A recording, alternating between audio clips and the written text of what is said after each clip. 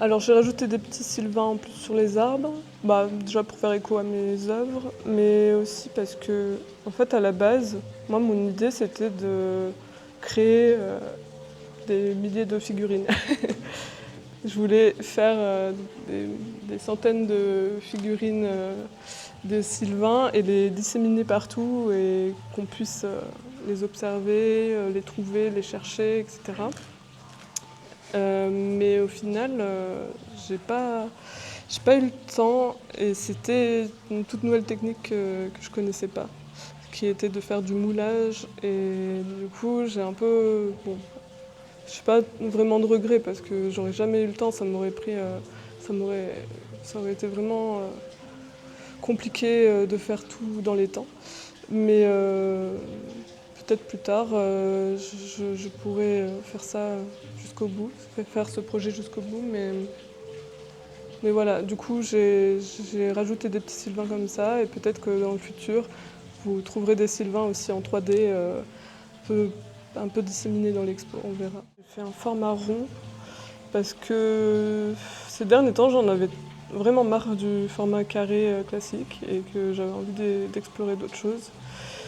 Euh, donc, je m'inspire vraiment beaucoup de photos que je prends.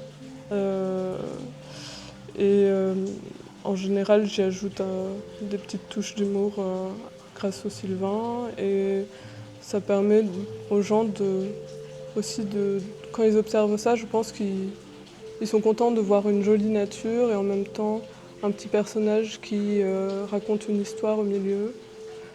Sylvain, parce que en fait, bon, encore une fois, je pense que ça se comprend, mais je suis très inspirée de Miyazaki et de son œuvre en général. Et Miyazaki, dans Princesse Mononoke, il a créé les petits Sylvains qui peuplent la forêt, qui eux sont pour le coup assez peu expressifs, assez froids, mais en même temps ils sont tout mignons quoi, et on les apprécie beaucoup.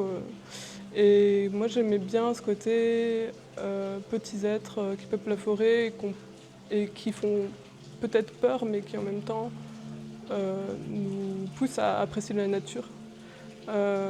J'aime bien ce côté aussi.